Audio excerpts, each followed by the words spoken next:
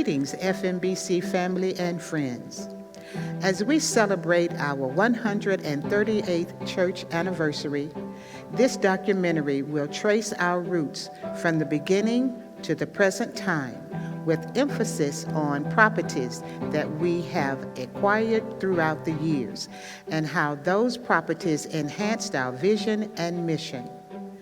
This journey of progressiveness has allowed us to live out the true meaning of the Great Commission as mandated by Jesus Christ to his disciples in Matthew chapter 28, verses 16 through 20. The pastors who led us through these times of rooted growth include, but are not limited to, Reverend William Mason, Reverend H.H. Hawkins, Reverend Vernon Worthy, Dr. G.K. Moss, Dr. Clary Phelps, Dr. Paxton Hughes, and currently serving Dr. Herbert Redrick. So come now and view this journey of faith. In the beginning, a group of believers established themselves into a congregation in the North Spring Street area called Colored Baptist Town in the early 1800s. Some familiar street names of the area would be Cedar Street, Franklin Avenue, Beach Street, and Academy Street. The exact spot is lost in history because they used homes and eventually a tent for worship purposes before migrating and setting up roots in the second location on 7 Broad Street in the early 1900s. The Broad Street address is listed in the 1916-1917 Concord City Directory.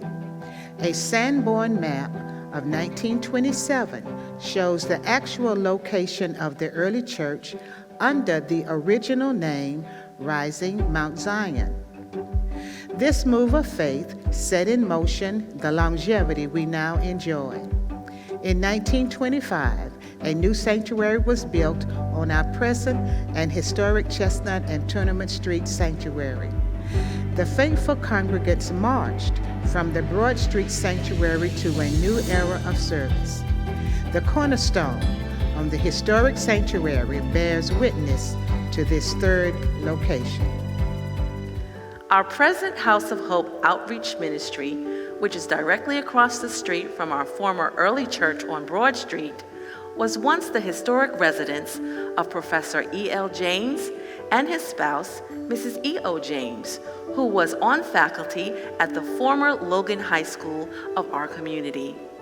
Professor James was appointed the principal, while Mrs. James served in various teaching positions. Our acquisition of this property has provided food, clothing, and parish nurse services in and around the city and county in our zeal to feed the hungry and clothe the naked.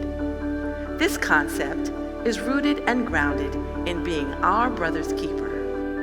The Mount Zion Masonic Lodge, number 26, on Chestnut near Broad and Spring Streets, once housed a variety of establishments.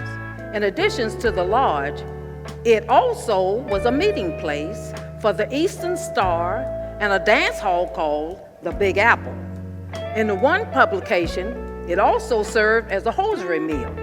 When this parcel of land became available, it provided space for continued growth for a new era of ministry. Beside the former lodge property on Chestnut Street, a home that was last occupied by the Donna Sample Brown family became a storage unit for the House of Hope.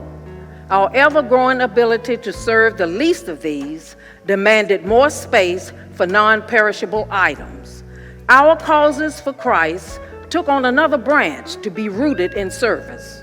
The descendants of Mrs. Brown are currently members of our congregation and serve in ministry positions. As more homes became available for sale on Chestnut Street, a residence which was occupied by several families, including the Walker family of our fellowship, was located next door to the former Brown family and was used as a physician's office. Dr. Michael Dubisset practiced in this location. When this property was vacated, it was torn down for parking purposes as the roots of our fellowship tree grew larger. Next door to the old Dubaset office on Chestnut Street was our church parsonage. After former pastors resided there for many years, the parsonage became available for ministries to serve the community and the church family. The excitement for another opportunity of rooted growth was evident. Once the original space of 2 classrooms in the sanctuary basement were no longer suitable, the church parsonage became our Operation Breadbasket. After many years of her dedicated service, the title was amended and was changed to the Harriet B. Stafford Operation Breadbasket. After the move to the House of Hope, the parsonage became the church's nursery until being torn down to make space for the brand new Gateway Center Sanctuary, which was completed and dedicated in April of 2017. Being the bustling community as it once was, businesses were also part of the properties we now own. Tournament Street became an opportunity for continued growth. At the corner of Tournament and Chestnut Street was the privately owned Pfeiffer's Cafe, or Bob's Luncheonette, owned by Mr. Robert Pfeiffer. His lot became an expanding piece of property for us as other pieces of property became available along Chestnut Street. Those properties included Mr. Craig's Pool Hall, Wildell Huey Grocery Store, and the home of Mrs. Anna Lilly's family. The descendants of the Lilly's family are currently members of our fellowship. Pictured in front of the Lilly home are sisters Bertha Lilly Franklin, Marzetta Lilly, and their brother Bubba Lilly. These lots paved the way for necessary church parking and the ever-growing roots of change. This property on the adjacent corner of Tournament and Chestnut was long held by the Neil Haywood family. It served as a corner grocery store. It remained in their family long after Mr. Haywood's passing. Finally, after many years using the property, Mr. Haywood's surviving daughter gave consent for our fellowship to receive it as we were building the Gateway Center. His family is represented in the brick memorials that paved our entrance to the Gateway. More property became available on Tournament Street as the Harold Watkins family property was acquired. This property is located beside our Youth Worship Center, which is our historical sanctuary. 2 more side-by-side lots along this stretch of Tournament were the Anna Lydecker home and the Robert Mutt Lowen home. All these lots gave space for extra parking for the Gateway Center. Across the street from the Gateway Center on Tournament is a large section of properties purchased. Our den was once George Washington Carver Library, which served Black children during the days of segregation. Included in this purchase in 1983 was the site of the former Lincoln Street swimming pool. Later on, the purchase of the former homes of Mrs. Emma Stark and Mr. Ike Scott were made to complete this section. The Carver Library still stands and has been used by our youth worship, while currently being used as an outreach center for the extensions of the House of Hope.